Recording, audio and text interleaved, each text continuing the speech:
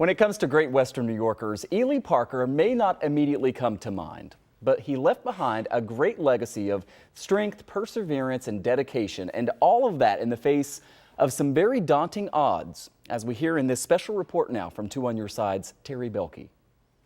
Al Parker is a descendant of Ely Parker. He has devoted a good part of his life to educating people about the achievements of this great Western New Yorker.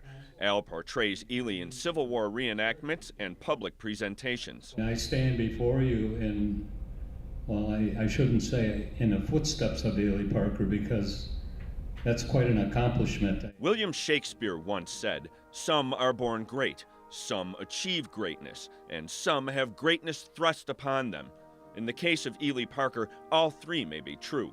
Even before he was born in 1828, his mother Elizabeth, in consultation with native seers, had a vision of a great future for her son. It was a rainbow that, from one end to the opposite end were both cultures. The sun would set on the final territories and would begin, over here.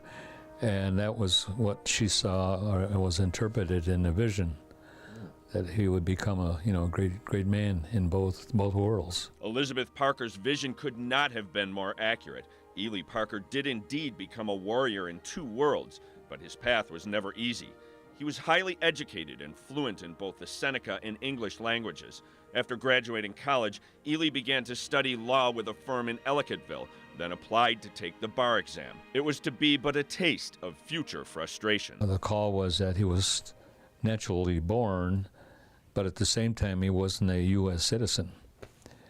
And so that shut him down as far as any works as an attorney. No, he wasn't a citizen. Neither were Africans or people of African descent, the slaves. And it wasn't just because they weren't white, that was part of it, but because they weren't really considered to be persons. Despite this deluge of ignorance and hatred, Parker soldiered on.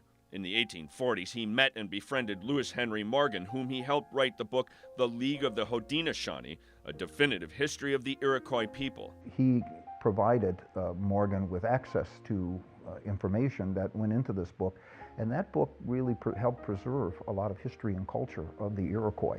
And Parker was instrumental in helping Morgan in that regard, and because a lot of that was lost. Parker's leadership qualities were also recognized by the Seneca people. He was made a sachem, or chief, in 1852. So now he's responsible to the nation, to the people. And now he's got a dual role, 2 roles. And his ability to handle local issues, and at the same time his ability to work with the state and federal government, treaties and what have you. About that time, Parker also attended Rensselaer Polytechnic, graduating and then becoming an engineer, contributing to the upkeep of the Erie Canal. As a supervisor of government projects, his fate took another turn. It was through this job that he became friends with Ulysses Grant.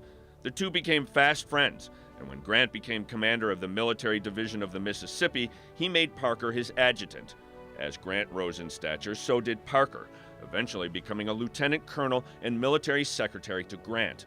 This, despite the fact that when he tried to enlist, he was rejected because of his race. He served Grant through the worst of the Civil War, beginning in Vicksburg in 1863, right up until Appomattox in 1865, and Parker was with Grant through the worst fighting of the war. It was at Appomattox that Ely's legacy would become written in stone. Parker drafted the surrender documents at the Appomattox Courthouse in April of 1865. But even as Confederate General Robert E. Lee shook hands with Grant's staff before the documents were signed, the ugly specter of bigotry made a brief appearance. And he got to Parker, and for a moment, and we'll never know, there's theories, there's stories, we'll never know, about him recognizing, because he was dark, didn't look like the rest of the guys, and so he gets to Ely, and it was just like a moment, like a little hesitation, and then he said, "Glad to meet one real American here." And Ely responded, "We're all Americans." After the war, Parker was named as the first Native American commissioner of the Bureau of Indian Affairs, which at the time was rife with corruption. He was the chief architect of General Grant's peace policy with Native tribes, and under his tenure, military actions against Indians were reduced, and there was an effort to support tribes in their transition to life on reservations. Unfortunately, he was eventually forced out of this position, undone by his old nemesis. If it hadn't been for the entrenched bureaucracy in the Office of Indian Affairs, he probably would have stayed on and done more. But there's no doubt that it wasn't just the corruption that stymied him, it was the fact that he was an Indian. Ely went on to lead a successful private life, working for the New York City Police Department and making, then losing, a fortune in the stock market. He lived out his last years in poverty, dying in Connecticut in August of 1895. In January of 1897, his widow had his body exhumed and brought to his final resting place at Forest Lawn Cemetery in Buffalo, next to his ancestor, the great Seneca orator Red Jacket. To this day, his legacy lives on, and his dedication to a country that tried to deny him at every turn should be a lesson for us all. He's an example setter. He's a role model. Native people here have forever been involved in protection, warriors, and it comes down to the land. That's the bottom line. This is home territory. Reporting for Channel 2 News, I'm Terry Belke.